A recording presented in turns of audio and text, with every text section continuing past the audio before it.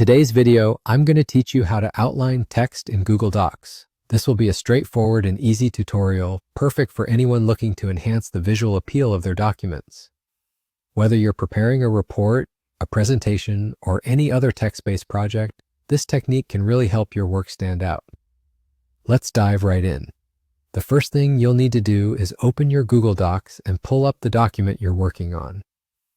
Now, to start outlining your text, you need to highlight the portion of your text that you want to focus on. This could be a single word, a sentence, or an entire paragraph.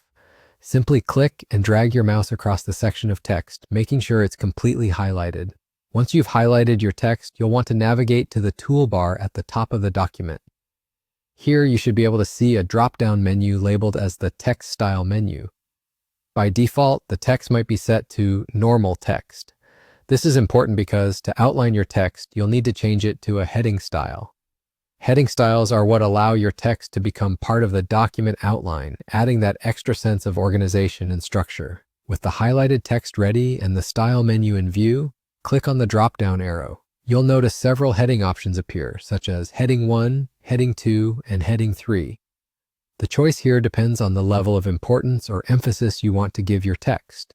For example, Heading 1 typically serves as the primary heading and is the most prominent, perfect for titles or major section names. On the other hand, Heading 2 and Heading 3 are generally used for subheadings, providing a hierarchical layout to your document. Select the option that best fits your needs. As soon as you click on one of these heading levels, you'll see your selected text change in appearance.